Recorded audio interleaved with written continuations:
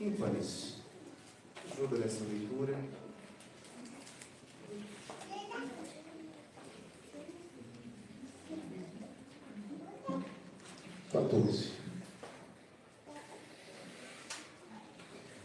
Então fez chegar o novilho da oferta pelo pecado, e Arão e seus filhos puseram as mãos sobre a cabeça do novilho da oferta pelo pecado. Moisés o imolou e tomou o sangue e dele pôs com o dedo sobre os chifres do altar em redor e purificou o altar. Depois derramou o resto do sangue à base do altar e o consagrou para fazer expiação por ele. Depois tomou toda a gordura que está sobre as entranhas e o redenho dos rins e a sua gordura, e Moisés os queimou sobre o altar. Mas o novilho com o seu couro e a sua carne e o seu excremento queimou fora do arraial, como o Senhor ordenara a Moisés. Depois fez chegar o carneiro do holocausto, e Arão e seus filhos puseram as mãos sobre a cabeça do carneiro. E Moisés o imolou e aspergiu o sangue sobre o altar em redor. Partiu também o carneiro nos seus pedaços. Moisés queimou a cabeça, os pedaços e a gordura. Porém as entranhas e as pernas lavou com água.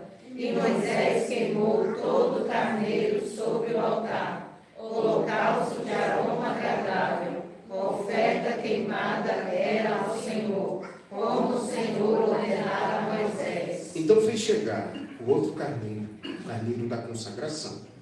E Arão e seus filhos puseram as mãos sobre a cabeça do carneiro.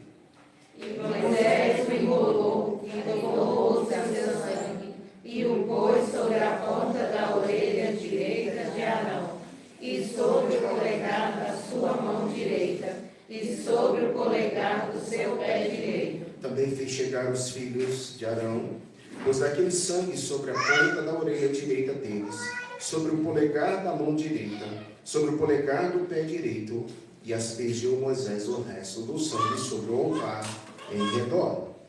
Tomou a gordura e a cauda, e toda a gordura que está nas entranhas, e o redenho do fígado, e ambos os rins, e a sua gordura, e a coxa direita. Também do cesto dos pães ázimos, que estava diante do Senhor, tomou um bolo ázimo, um bolo de pão azeitado e uma coqueira, e os pôs sobre a gordura e sobre a coxa direita.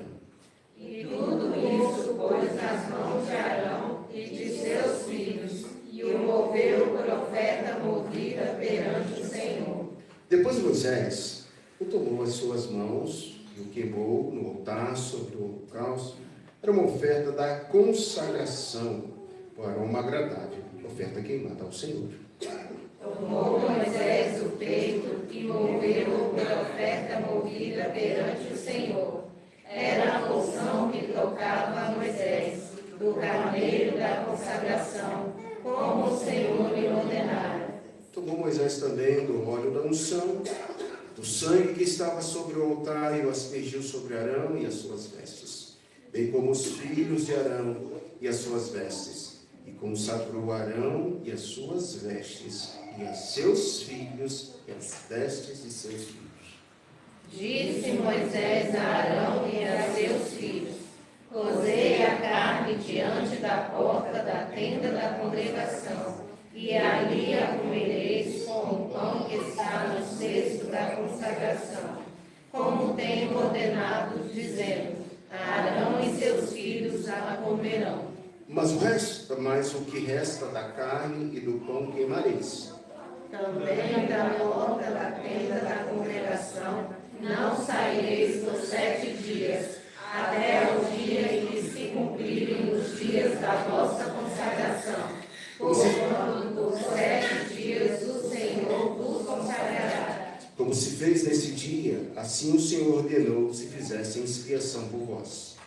Ficareis, pois, à porta da tenda da congregação, dia e noite, por 7 dias.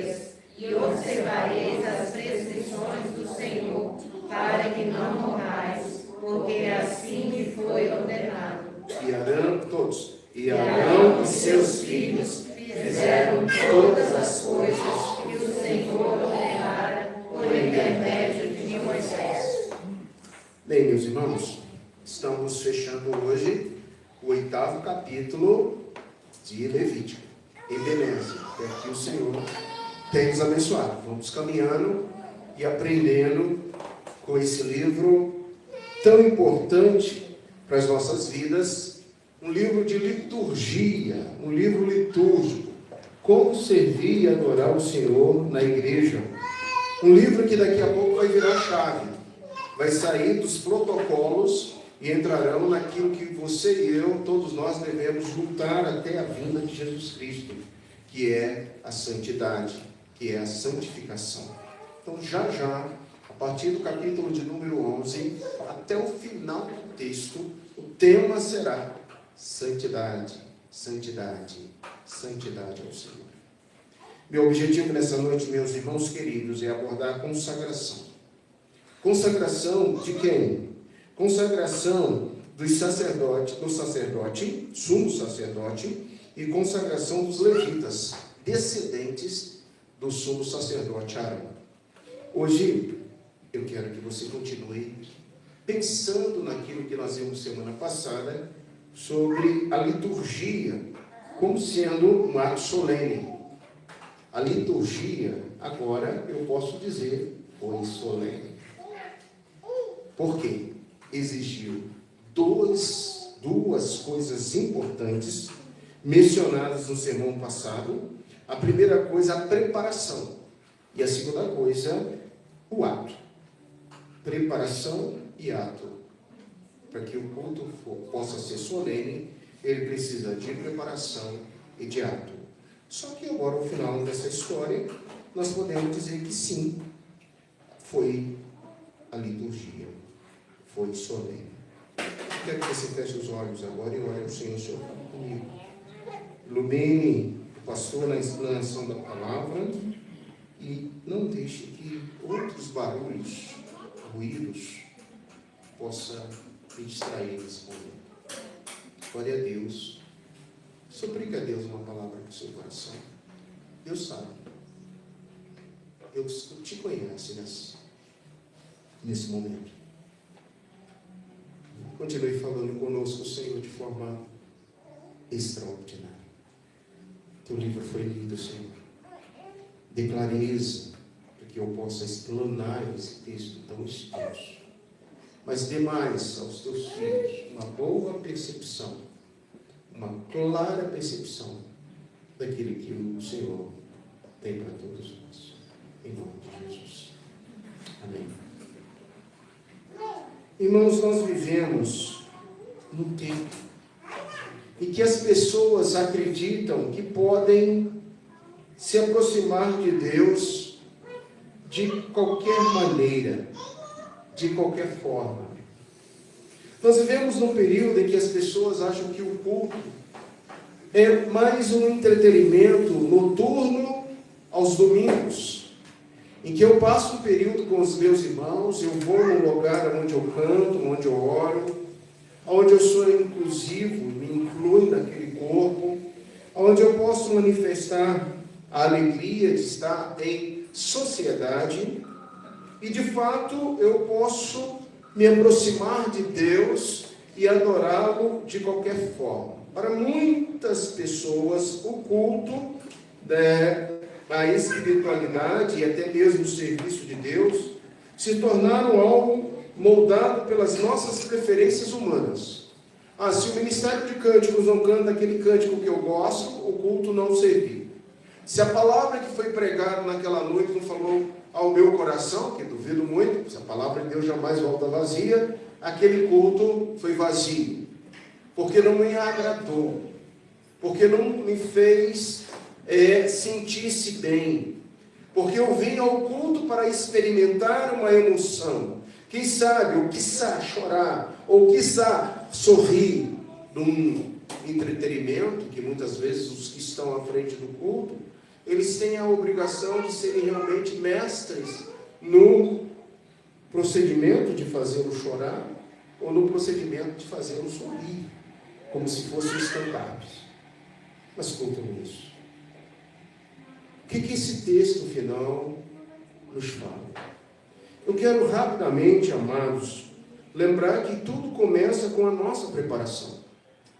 Do fundo do meu coração, eu espero que você esteja se preparando mais para estar na palavra, na presença de Deus. Se preparando mais para vir à igreja. E como eu me preparo para isso? Eu me preparo deixando o Espírito Santo me mostrar a forma correta de adorá-lo, de buscá-lo. Eu me preparo com antecedência. Possivelmente você se preparou bem antes das 18 horas para estar aqui. Você começou depois das 15 horas, 16 horas, a pensar no culto. Você não deixou para a última hora para chegar aqui. Provavelmente algumas pessoas que tenham deixado para a última hora nem conseguiram vir a esse culto. Por quê? Porque não houve uma preparação, não houve oração, não houve organização. Eu costumo dizer, irmãos, que a desculpa que nós mais ouvimos é: não tenho tempo. Eu não tenho tempo para estar num culto. Eu não tenho tempo para estar na minha reunião, na minha sociedade interna. Eu não tenho tempo para estar no ensaio do grupo vocal da igreja. Mas você tem tempo para ganhar dinheiro, você tem tempo para sair cedo. Você deixa as coisas de Deus em segundo plano, porque em primeiro lugar é buscar o meu interesse, é buscar o meu prazer, é buscar aquilo que eu quero. E eu vou deixando as outras coisas em segundo plano. Isso muito me preocupa, porque em primeiro lugar é Deus. Sabe de uma coisa, irmãos? O culto, a solenidade solene, o culto solene requer de nós protocolos ou atos solenes. É isso que a gente viu. E no domingo passado a gente falou sobre lavar, vestir e ungir. 3 formas importantes para que a gente possa estarmos dentro do protocolo de Deus. Lavar, vestir e ungir. Mas hoje, nosso assunto de hoje está pautado no versículo de número 35. Peço você para ler o 35, pegar sua caneta e mergulhar no versículo 35. O versículo 35 diz: ficareis, pois, à porta da tenda da congregação, dia e noite, por 7 dias, e observareis as prescrições do Senhor, para que não morrais, porque assim me foi ordenado. Depois dos atos solenes, agora Deus deixa prescrito Arão e seus filhos a forma correta de adorar ao Senhor, a forma correta de estar na casa do Senhor. Então, nessa noite, eu quero que você pense no seguinte tema: as prescrições do Senhor. Quando nós vamos a um laboratório fazer exames, e vem lá todo aquilo que nós precisamos tratar, nós pegamos aquele laudo dos exames que nós fizemos e levamos ao médico. Porque nós somos leigos, nós não entendemos aquelas medições, aqueles dizeres que estão ali, no nosso hemograma, no nosso exame total. Mas o médico, ao ler, bater os olhos, ele vai saber, ele vai fazer assim: você precisa parar de comer doriana. Você está comendo muita doriana. Se você coloca a doriana num alimento, você vai passar mal, vai sentir-se com forma diferenciada. Então tira a doriana, tira a manteiga, come aquilo ali com outra coisa. Isso é uma prescrição. É uma prescrição de um médico. Se você precisar andar mais, você precisa fazer mais exercício. Enfim, você sabe bem quais são as prescrições que o médico já passou para você. E aí você tem um procedimento. Mas quais são as prescrições do Deus da igreja? Do Senhor que é adorado. Daquele que nos trouxe aqui nessa noite para adorá-lo, para servi-lo, O que ele deixou escrito que eu fizesse no culto? Ele não deixou escrito, eu sou um tempo, irmãos, que eu ouvia muito a zeladoria reclamando lá nas igrejas, que o povo ia para o culto e mascava muito bala de mascar, e ficava chupando chiclete. Faça esse exercício aí, passa a mão debaixo do banco aí agora, que você está sentado, passa a mão. Se você encontrar algum chiclete aí, alguma coisa, alguma bolinha, porque esse povo está comendo muito chiclete. Você achou alguma bolinha aí? Graças a Deus. Meu povo, essa igreja não veio para o culto para mascar chiclete. Ou se você está mascando chiclete agora, cuidado com o que você vai fazer. Não ponha debaixo do banco. E a zeladoria falava, pastor, eu não aguento mais. Vem cá, olha quantos chicletes tem debaixo desse banco. Aí eu falei para a junta diaconal, passa uma prescrição para essa igreja. E a junta diaconal que cuida disso. E aí eu lembro de um diácono que foi lá na frente, falou assim, irmãos, ao chegar no culto, nessa lixeirinha que está aqui fora, você vai depositar a sua bala de mascar. Você vai entrar sem mascar chiclete na igreja. Porque não dá mais, irmãos. Coitado do zelador, não está aguentando mais. Passa a mão aí para o banco. E a igreja foi sendo educada. Então, para adorar a Deus, nós temos algumas prescrições. Aliás, quem é que não tem prescrições para viver? Eu ouso dizer que para a nossa boa vivência é preciso prescrições.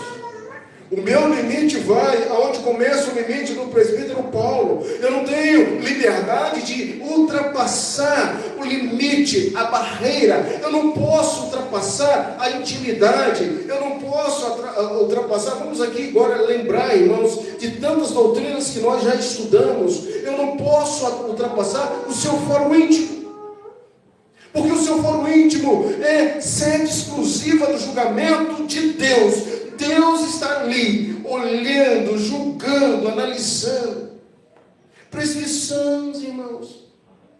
Eu não posso chegar na sua casa, e lá na sua casa a prescrição é entrar descalço. Eu sei que tem algumas casas que você não entra com o seu sapato. E aqui nós temos uma irmã assim. E você já sabe quem. Se você for na casa dessa irmã, tira. Se tiver com a meia furada, desfaça. Porque o homem geralmente tem meia furada. Aquela meia do século XIX. Então, aquela meia, você dá aquela disfarçadinha assim e vai tirando. Porque a prescrição daquela casa é entrar descalço. Você está vendo? Prescrições para tudo. Você tem prescrições até mesmo para lidar com seus filhos. Eu lembro uma vez que Thalita era bem adolescente e ela prescreveu lá. Você lembra? Meu quarto, meu mundo. Falei, ixi. E ela botou lá. Só vão entrar nesse quarto quando eu estiver em casa. É. Prescrição dela. A gente tinha confiança na nossa filha. A gente sabia que ela não estava lá se mutilando, nem usando a internet para ver coisas, fazer outras coisas. Não tinha certeza disso, mas a gente precisa entender o limite. Eu sei que você tem limites. Há dias na vida da gente que a gente está com a prescrição lá em cima. Não fala comigo hoje. Hoje eu só Jesus na rabiola. Eita, não deve mostrar ruim, né? Essa prescrição precisa ser vista. Prescrições, ordens, leis. E leis para adorar o Senhor numa tenda. A primeira, do verso 14 ao verso 17, a primeira prescrição era apresentar um novilho da oferta pelo pecado. Ia ser ordenados os sacerdotes, os levitas, o povo seria também liberado para entrar na tenda, e em primeiro lugar deveria apresentar um novilho, algo novo, um animal, um novilho, por oferta pelo pecado. Já falamos tanto nesses rituais, antes da ordenação, e a liberação de entrar na tenda, e nós sabemos que a primeira coisa que nós temos que fazer é confessar ao Senhor a nossa nulidade, confessar ao Senhor o nosso pecado, deixar lá na rua, dizer: Senhor, eu tiro as sandálias dos meus pés para entrar na tua casa e ofereço esse novilho por sacrifício, por prova do meu senso de consciência pelo meu pecado. Moisés então traz o novilho para a oferta pelo pecado e o carneiro para o holocausto. Tanto Arão quanto os seus filhos impunhariam as mãos sobre a cabeça da oferta pelo pecado e seguiria o procedimento que você já conhece e que nós já estudamos. Agora quem prega, agora quem ministra, agora quem recebe a oferta dos outros, agora aquele que está à frente e que vai ser consagrado, precisa pensar: eu tenho pecado. Irmãos, o dia que o pastor achar que não tem pecado, ele já está morto, já está condenado nos seus próprios delitos e pecados. Não há aquele que prega nenhuma senso de divindade no sentido de que ele é superior, ele é melhor, Deus colocou nele algo superior do outro. Ele tem pecado, ele foi formado em pecado. E com muito tremor e temor, nós nos dirigimos a um público, a uma igreja, lembrando que o primeiro requisito é reconhecer: eu sou pecador. Você já pensou nisso hoje? Quantos pecados você tem cometido? Que pecado você cometeu hoje? Que precisa ser deixado diante do Senhor. Meus irmãos queridos, o pecado da preguiça, o pecado de deixar para amanhã eu faço, o pecado que é qualquer transgressão contra a lei de Deus, se sabe o que é pecado, que macula, que mancha. Então venho, Senhor, oferecer a minha vida, venho, Senhor, oferecer o que eu tenho, venho, Senhor, oferecer esse novilho, porque, Senhor, sem o derramamento do sangue desse novilho, não há remissão de pecados no Velho Testamento, porque no Novo Testamento, na graça que nós vivemos, Jesus já derramou o seu sangue pelos nossos pecados. Primeiro protocolo para adorar o Senhor num culto solene e reconhecer que você é pecador. Tranquilo até aí? Reconhecer que você é pecador. Segundo, do verso 18 ao verso 25, é apresentar o carneiro do holocausto e da consagração.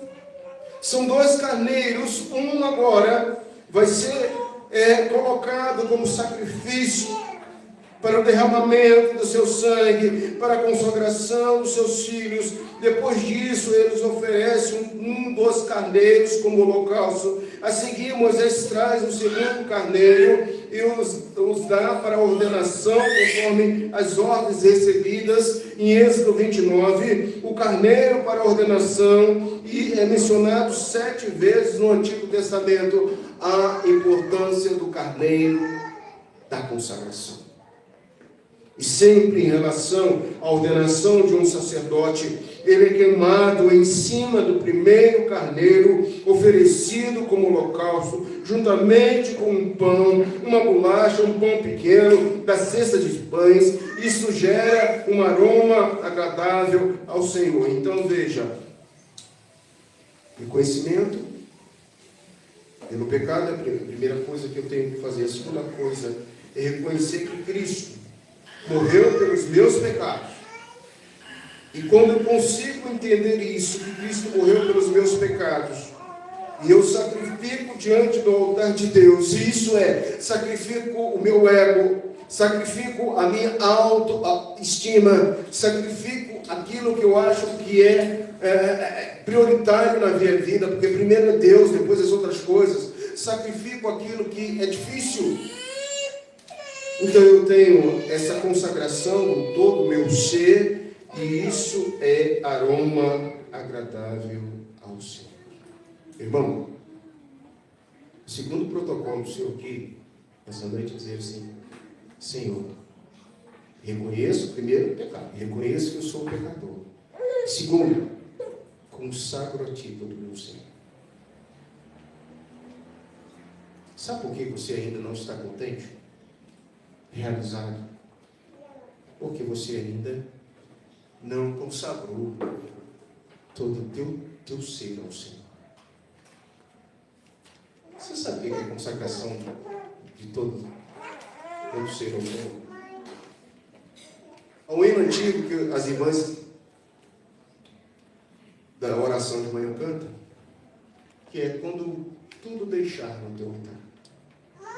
Quando tudo deixares no altar do Senhor, quando tudo apresentares no altar do Senhor, quando tudo consagrar ao Senhor, consagre agora a sua família, consagre agora seu emprego, consagre agora seus filhos, consagre agora seu ser, consagre agora a sua mente, consagre. Por quê? Você tem medo de consagrar ao Senhor? Porque o carneiro vai ser consumido no fogo. Vai ser dissolvido em cima do outro animal que foi sacrificado. Significa que Cristo morreu pelos meus pecados, me libertou, me purificou, e agora eu sou um com Cristo. E quando eu sou um com Cristo, a minha vida vai se consumir no altar do Senhor. Irmãos, como é que nós não entendemos isso? Você está envelhecendo. Eu, quando cheguei aqui, você tinha menos de 7 anos. Você já parou para pensar que quando eu cheguei aqui, a Amanda era pré-adolescente, o Eric era menino. Quando eu cheguei aqui, era bebê os Artus, como essas nossas mãezinhas aí agora. Você está envelhecendo. E o que você está fazendo no altar do Senhor? Você tem sacrificado a sua vida. Sacrificar é esmurrar, sacrificar é dedicar, sacrificar é consumir, é ir no culto pequeno, no grupo pequeno, quando você não quer ir no grupo pequeno. É evangelizar quando você não quer evangelizar. É vir terça-feira quando você não quer vir terça-feira. É estar no culto quando você não quer estar aqui. O que está acontecendo? Sabe por quê, meu irmão? Sabe por quê? Você não sabe quanto tempo de vida você tem mais. E aí a procrastinação, que é deixar para amanhã, você não tem domínio sobre isso. Vai que essa noite o anjo da morte puxa o seu pezinho quando você estiver dormindo, e ele só vai fazer assim, ó. Né? Seu marido não vai ver, seu filho não vai ver, e você só vai sentir o Senhor chamando. Acabou. Você se consumiu no altar do Senhor. O segundo protocolo é consumir-se. O carneiro tinha que queimar. Não é jeito. Não tem como. Terceiro, verso 26 a 29. Segue lendo aí o texto. É apresentar uma oferta movida. Eu vim hoje aqui apresentar a minha oferta movida. A história da oferta movida você já sabe. A coxa direita, o pedaço do sacerdote, tirava aquilo ali da oferta, movia aquilo ali da oferta e dava ao sacerdote, dava aos levitas. A oferta movida é isso. Mas o que isso tem a ver comigo?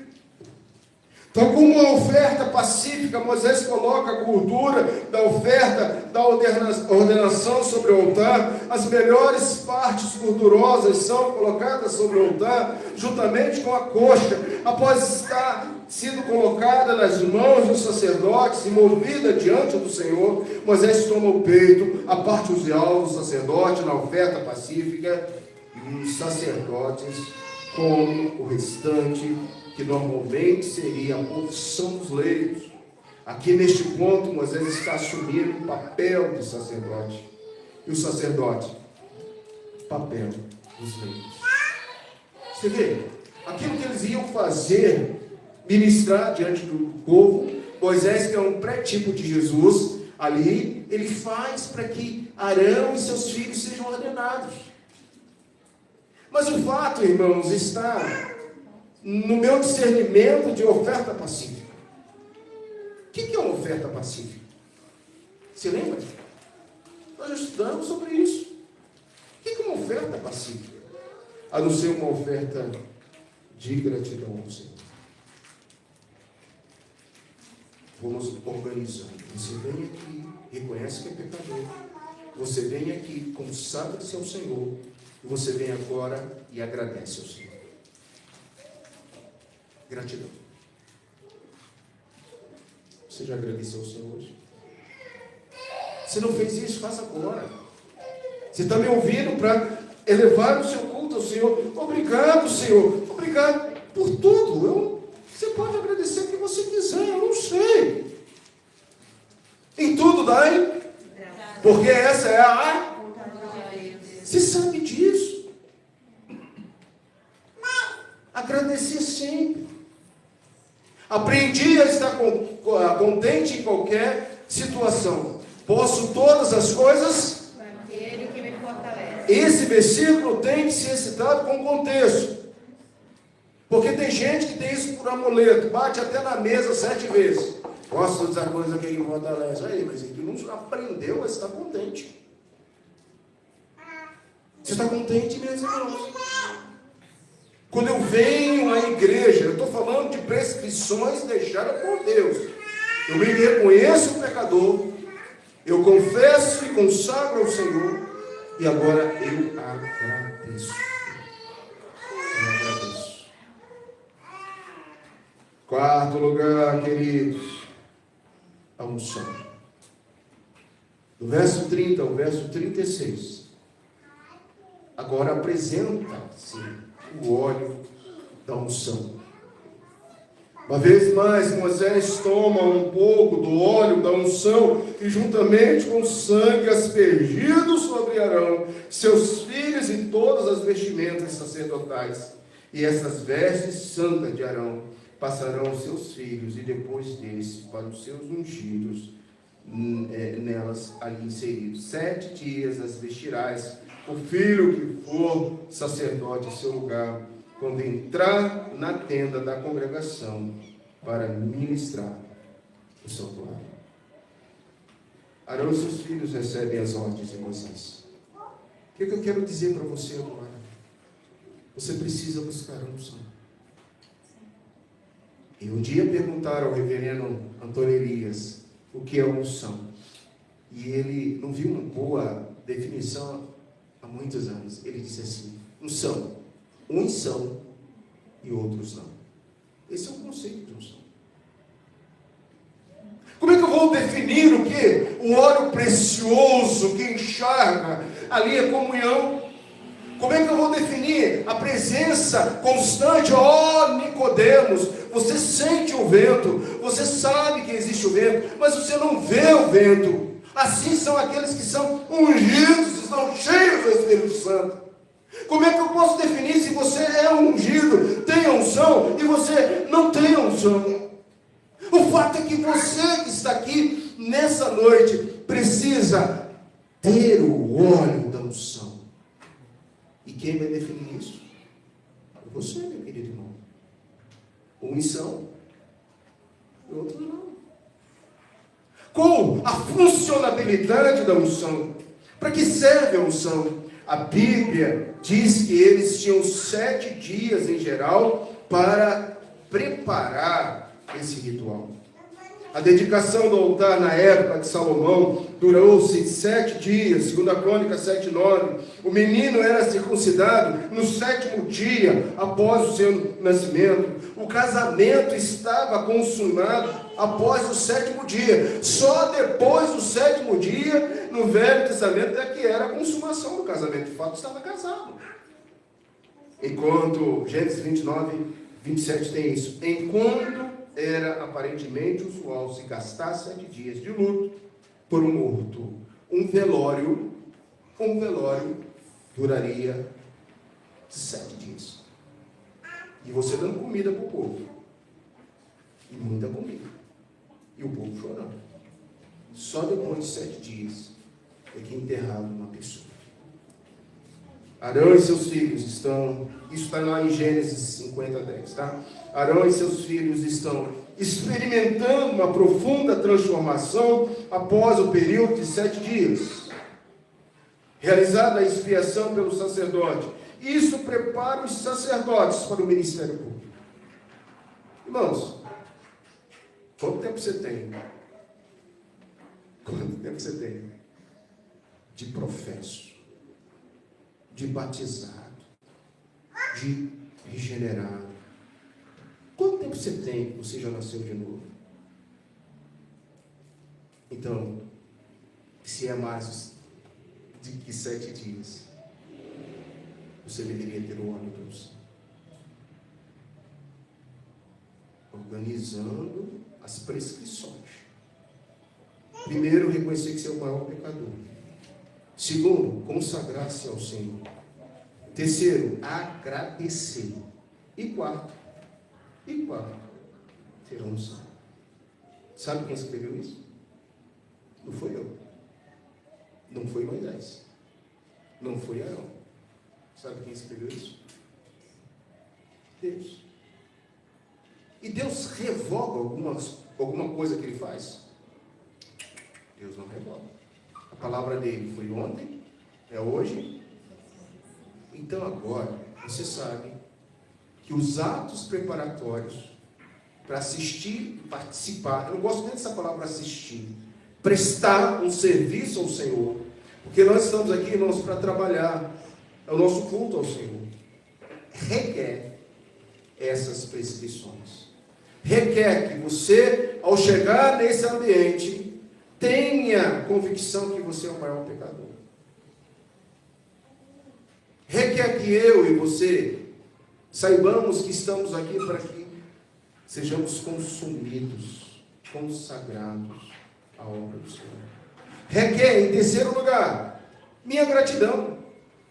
Porque não veio para cá com uma cara de maracujá velha, não. Velho, não. Parece que a gente vem na igreja emburrado, mal-humorado, não queria estar aqui. Oh, vida, oh, azar. Venha agradecer ao Senhor na alegria do Senhor. Porque crente que não sabe o que é isso deve ficar em casa, morrer e ir para o inferno. Porque isso que a Bíblia diz, não tem outra palavra não. Quando eu começo a olhar para a obra do Senhor como forma cansativa, alguma coisa está acontecendo comigo, alguma coisa eu preciso mudar, alguma coisa eu preciso dizer para mim mesmo, ó alma, ó espírito, porque está vazio.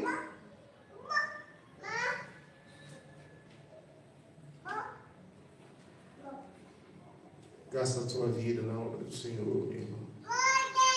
Você não sabe até quando você vai.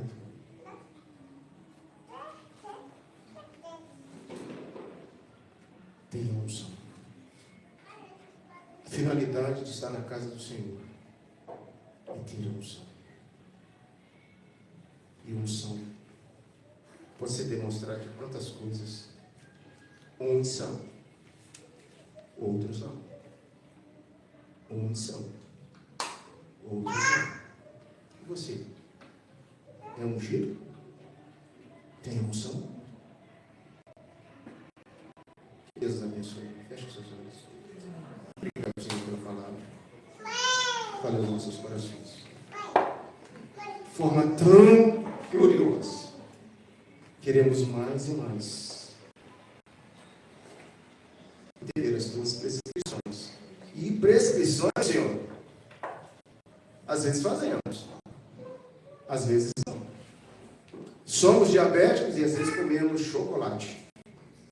Temos gordura no sangue e às vezes nos fartamos com um bom churrasco.